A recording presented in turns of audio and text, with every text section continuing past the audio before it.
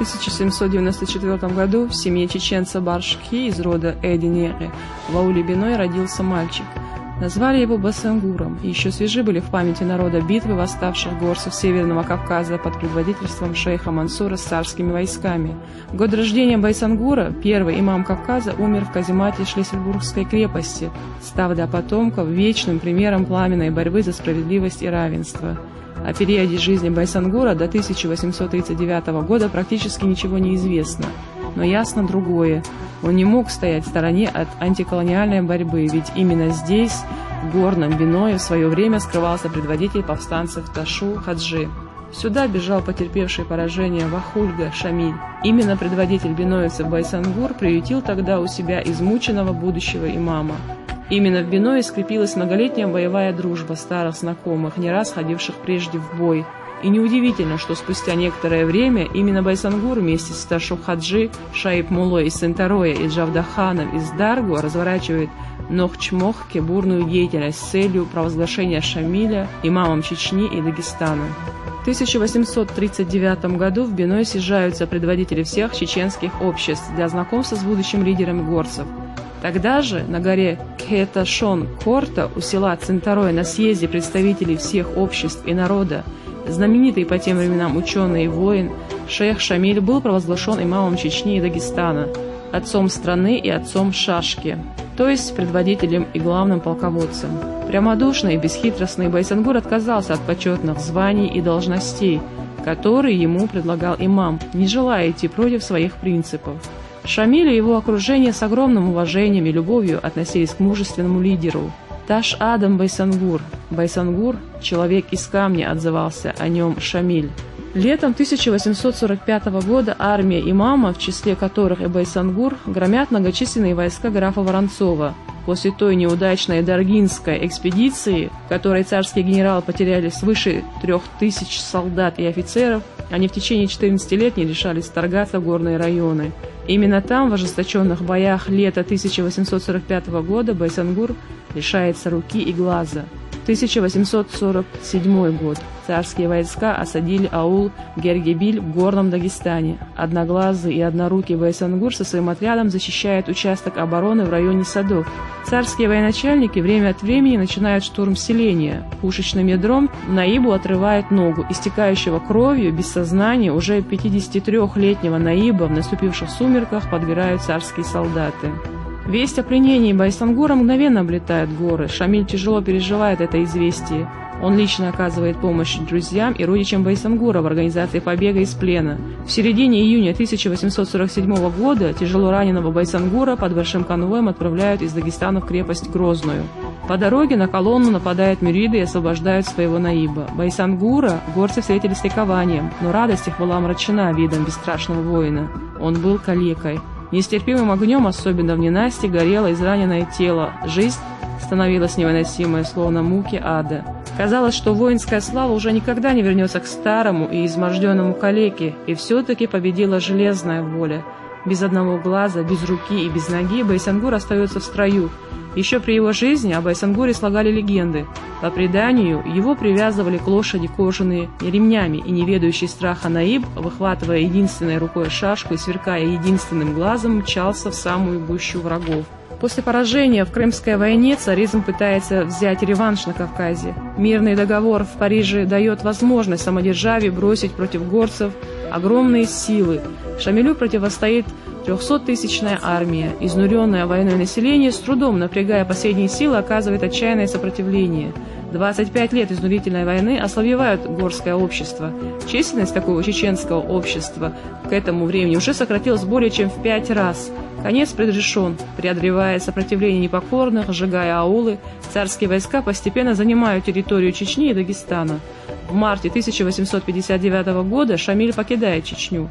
И в этот тяжелый период непокорный Байсангур уходит со своим отрядом в горный Дагестан, к Шамилю. Август 1859 года. Имам Шамиль, теснимый многочисленной армией с 400 защитниками и 3 пушками, укрепляется на горе Гуниб. Байсангур организовывает оборону осажденного Гуниба. Однако 25 августа 1859 года, после длительной осады, Шамиль сдается в почетный плен. Именно Байсангур, давний друг имама, был одним из двух чеченских наибов вместе с Османом Мечикским, который до конца остался с Шамилем. Существует предание, которое передается из уст в уста и сохранило отголоски тех драматических событий. Когда Байсангур узнал, что имам идет сдаваться, то поскакал в сторону Шамиля. Увидев сгорбленного позором и унижением имама, идущего на окраину осажденного аула, Байсангур окликнул его и попросил переговорить с ним. Рассказывают, что на окраине аула стояла сакля, они зашли туда. Байсангур всячески отговаривал имама от сдачи в плен. Он долго и настойчиво убеждал его, что еще не все потеряно, что они сумеют прорваться через тройное кольцо. Однако Шамиль был непреклонен в своем решении и направился в сторону неприятеля. И тогда от отчаяния и бессилия вернуть стойкость и решительность некогда отважного воина, Байсангур выхватил пистолет и навел на удалявшегося Шамиля. Он окликнул его: «Шамиль!»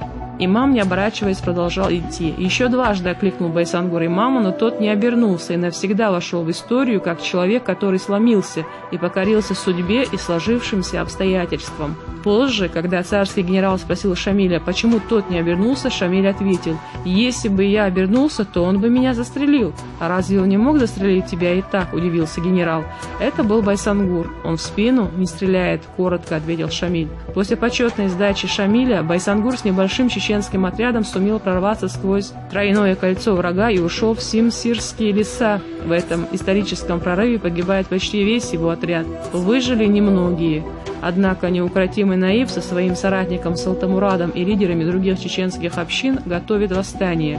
В Аргунском ущелье готовится к выступлению и Старый Волк, Умадуев из Дзумсоя. Готовится и отважный Атабай Атаев.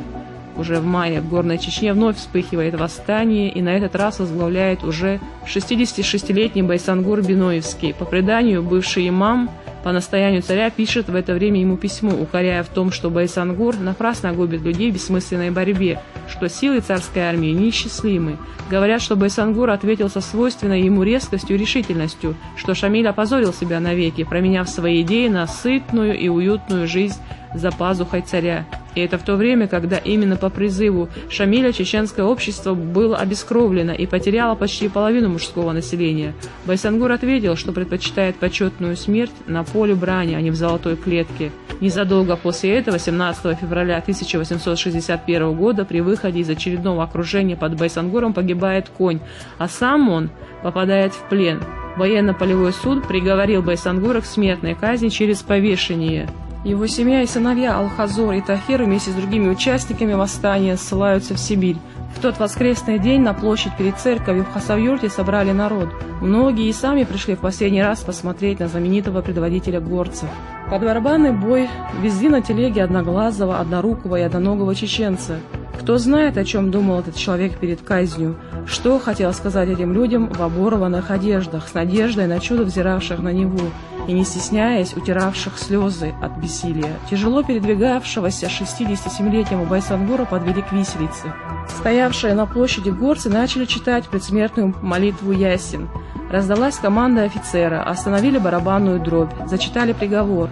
И тут царские палачи применили изуверский прием и начали вызывать из толпы горцев, желающих совершить казнь над прославленным Наибом. В награду были обещаны деньги и всевозможные почести и привилегии. Толпа угрюмо молчала, но нашелся один. В народе утверждают, что палач из горцев был подкуплен заранее. У Байсангура задрожали губы. Он не стал ждать и, сверкнув глазом, сам сошел со скамьи, шагнув в бессмертие. Возглас ужаса и скорби пронесся над толпой. Трудно удивить горцев храбростью, но всегда и во все времена у горцев особое неизменное восхищение вызывало имя Байсангура Биноевского. Этот человек – один из самых легендарных и почитаемых героев чеченского народа. В памяти народной он остался как образец неукротимости, мужества и несгибаемой воли. Его образ, как и многих других героев, служил примером для лучших сынов чеченского народа, таких как Алибек Алдамов, Залимхан Харачоевский или Абдурахман Афтарханов. Имя Байсангура долгое время было одним из белых пятен официальной истории, но оно должно занять подобающее ему в отечественной истории место. Но как бы ни сложилось, ясно одно – никогда благодарная память народа не забудет своего великого сына, отдавшего жизнь в священной борьбе за свою отчизну.